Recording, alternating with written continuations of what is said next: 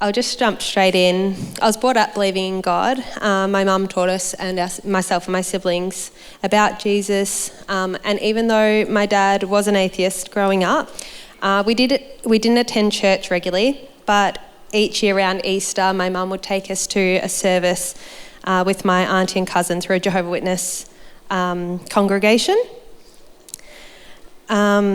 But we were also brought up with other family of other religions. There was Catholics, Revivalists and Christians, and I often saw them arguing about which religion was right. And because of that, while I always believed in God, I sometimes questioned, why is it so confusing? And what is right?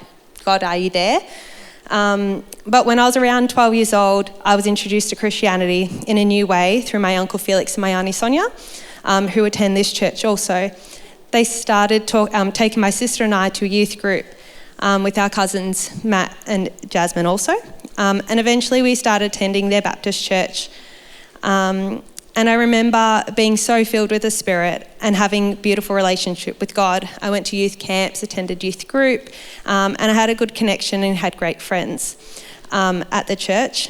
But by the time I was 16, I became a little bit more interested in partying and just having fun with my friends and doing my own things. I drifted away from God, but I was in control, thinking that I was in control of my life and that I didn't really need Him.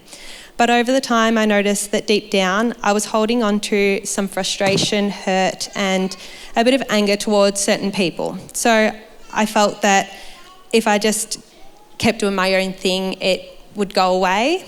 But I kept ignoring the knocks that I felt from the Lord. And it was because I wasn't ready to say yes to Him. Even though I never stopped believing in Him, and that I knew that Jesus had died on the cross for my sins, I just wasn't there yet. I didn't want to change my lifestyle, and that went on for a fair few years. But then about 4.5 years ago, my husband and I were starting to try for a baby, and for around 2 years there was disappointment. And again, I still believed that I was in control.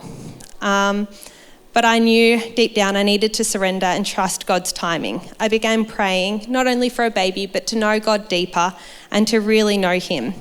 During this time, I had bumped into my Uncle Felix again, and it said who I had shared my journey with. And he gently asked, "Are you choosing the Lord every day?" I told him I believe in God, but I knew deep down that I hadn't been truly choosing Him. He shared and reminded me again of what it meant to give your life to God. That moment changed everything. I sat in my car, and afterwards I apologised to God for thinking that I was in control, for walking away and for not choosing Him for all those years. I thought that from that day on, I would choose Him and do my best to follow Him each and every day. And soon after, I started attending a Bible study. Our first IVF transfer had done, and it was successful. We were blessed with our beautiful baby boy, Rio. And 1.5 years later, God surprised us again, and this time it was a natural pregnancy. And this blessing reminds me that God is always in control and has perfect timing. I started coming to One Hope about, give or take, just under a year. I'd still struggled at times with holding on to control, especially in situations where I was carrying hurt and anger towards someone in my life. But during service, I felt the Lord clearly tell me, let go of your anger and trust me to handle it. Sorry, I've lost where I was then.